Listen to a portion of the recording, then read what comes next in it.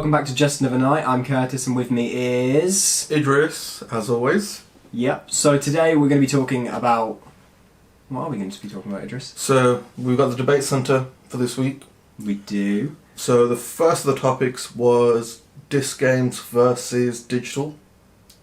Right.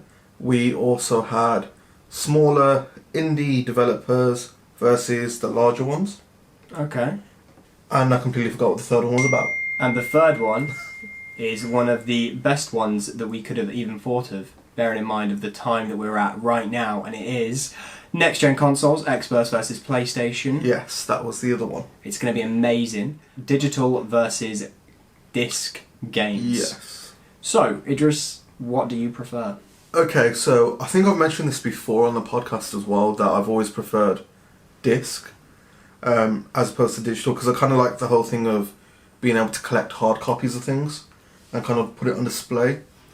Except in the recent few days, where I now have my PlayStation at the very end of my bed and my TV there, and I've been playing on my PlayStation quite a lot more than my Xbox, the whole effort of having to get up and go and change the disc, which is something you mentioned.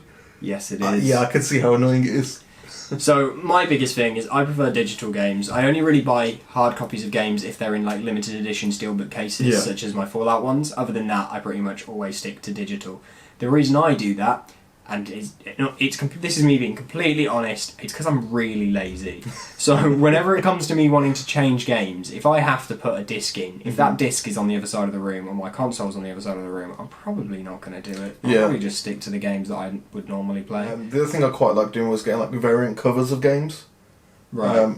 Game does it quite often now with PS4 exclusives, where they'll have a cover that's different to the original one, and I kind of enjoyed it. So it was more so like the collecting side of it. Yeah, in terms of pragmatism, I did prefer to have it on a disc on the account of it taking up less space on the actual hard drive. But if you look at how anymore. Yeah, exactly. If you look at how things work now, it's kind of obsolete on the account of you'll end up with a 100 gig update. Yeah. So it kind of takes that away. But we are kind of moving more towards that whole sort of disc-free kind of era, aren't we? With all the newer consoles coming out with just, all digital versions. I will miss this because I do feel like it's going to get to a point they will just stop doing discs altogether. It's something that occurs quite often with like PCs now. It's rare to find a PC that's already got a disc drive. Yeah, mine doesn't have a disc drive. Yeah, a lot of them won't now because, just download, get a bigger hard drive and that. Digital age. Yeah. So I feel like that's where we're kind of heading with all. But I would like to point out as well, the discs are very problematic. Like, they are not very secure. Like, if you... Okay, I'm going to use Call of Duty Black Ops 3 as my main example. So I've had to buy this game now 4 times. Okay. So the first time was my own fault. I lost it. Okay. Second time, it just disappeared. Third time, the disc just broke. Right. If I had just downloaded this game, like I have with Modern Warfare or Black Ops 4, would I have had that issue? No, I wouldn't. But I can't afford to then go and buy the game again, because in order to buy it off the Xbox store digitally, it's like £40. And I'm like, that's not worth it. I could just get it from CEX for a tenner. Yeah, that's true. Like, see, because that's the other benefit of it is, if it's a disc game, you can chances are get it secondhand for cheaper. Yeah. The other thing I've found as well is sometimes, for some weird reason, the digital copy will end up being more expensive than the disc copy brand new. My opinion on this is that I do actually prefer the major franchises. Okay. And I feel like it's mainly because they've got more budget, they've got more time to like go into it, and a lot of the time, the games can be a bit crap, which is it's not exactly the best, but they do a really good job in the sense of making it look good for the most part. Like, there's some games that don't do as well. And that's enough to kind of like pull me in. For me, it's like making sure that the gameplay is good. Like, a lot of the time, I don't really care too much about the story. It depends on the game, but if I'm playing like a first-person shooter, I don't care about the campaign. I don't care about what's going on in the world. As long as the game mechanics are really good and, it's fun to play, it looks fun, and, the graphics are actually like on point, then I'm very, very happy. Like, I even spoke to Idris about this when I got my computer. the biggest thing that I found about it that I really liked is just how much nicer all of my games look running through my graphics card as opposed to my Xbox. Especially considering you've got ray tracing on that as well now. Yeah, like it looks so incredible. Like just first person shooters, they look amazing. I was playing Payday 2 and that's such an old game, and I was looking at that, I was like, mate, this looks sick. How does this look better on my computer? You've just got to go and get your 4K screen now.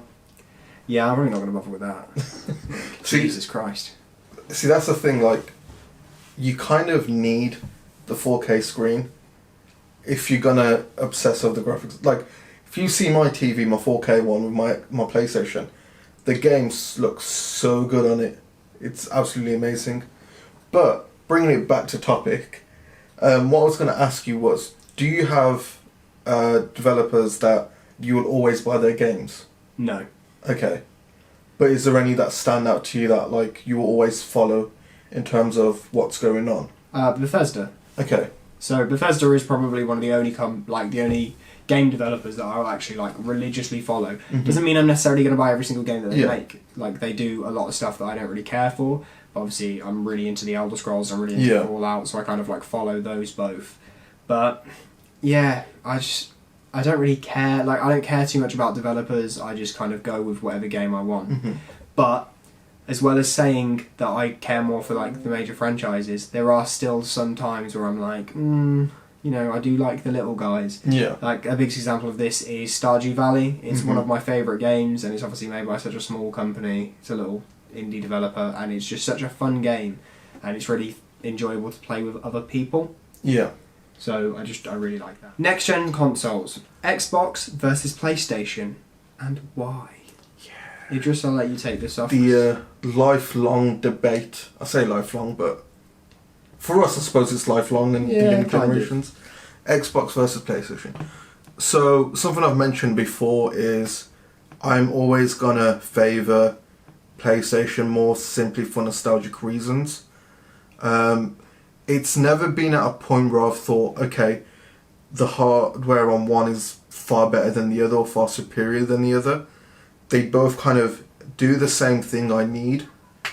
But for me, so with the new one, the one major difference that's come up has been the controllers. Yeah. So with PlayStation 5's new controller, they've added this sort of next gen of, I can't remember what they call it, DualSense. Yeah.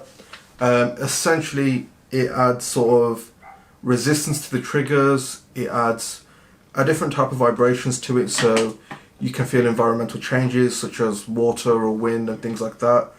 And it basically gives it another sort of feel. And I can see why they've done it, because if you think about a console, the main thing you're going to be interacting with is the controller. Xbox, on the other hand, kind of stuck to their old controllers and just added another button. And I've never really been that big a fan of the Xbox controllers because they feel quite tacky to me. But their Elite controllers are absolutely amazing. They're also ridiculously expensive. Yes. I do want to get an Elite controller, but I don't think I can justify the £150 price point. No, I wouldn't be able to justify it for the fact that I don't get to play as much as I would like to. I'm leaning towards Xbox because I like the design of it an awful lot. And also, I'm very biased towards Xbox generally. Yeah. Because it's the console that I kind of grew up with. Like, I had the original Xbox as opposed to the PlayStation 2. Because I was weird, apparently. Because everyone else had a PlayStation 2. So I'm more of an Xbox kind of guy. Plus, I don't like the controllers on PlayStation. Yeah. I hope that the DualSense ones are slightly better, but I think they look horrible. Yeah, I'm not a fan of... I think it's the whole black and white thing going. Yeah. I don't like that. Nah. If it was plain black, it may have looked better. They do look to be in a bit of a weird shape, but I suppose that's been done for comfort reasons, which is why they've made them slightly thicker and the handlebars kind of longer. Yeah. But again, it's one of those, until we get our hands on them, we're not really going to know how much of a difference it makes. In terms of specs, though, so far, hardware, I feel like it doesn't sway me in any direction, but software does. And I know it's something we've mentioned before about having console-exclusive games, but unfortunately, there's still a thing. Yeah. And that's another thing that pushes me towards PlayStation, because I like Spider-Man. Another game that they've made PS5 exclusive, which is Godfall, and that's a game I've been waiting to play for a long time. And I think I would always pick that over getting something like Halo or Gears of War, because Gears of War I'm really quite into, but Halo not so much. Yeah, I get that. I really like Halo. Halo's like one of the games that I grew up on. Mm-hmm. So for me, it's more of like a nostalgic reason as to why I would need it. But yeah, I don't know. I feel like they both have their ups and downs. Personally, I think Xbox is the better choice. Like, as far as hardware goes, it is ahead of PlayStation. Like, it doesn't matter how you're going to try and look at it. Like, they have got way more technology inside that tiny little box than PlayStation do. Mm-hmm. And it depends on how you want to look at the operating system, because obviously we haven't really seen the operating system for PlayStation 5 yet. No, they have revamped it. Yeah, so I don't know what it's going to look like. But I know with Microsoft, obviously, with software being such a big thing, with them creating one of the biggest operating systems in the world, which is Windows, like, they have got the advantage because they know what people like and they know what's really easy to use. So they're probably going to do that and it's going to look amazing. And then PlayStation, like, as the PlayStation 4 was a good console for playing games. Yeah. Anything else, I thought it was trash. Like, the operating system for it is absolutely horrendous.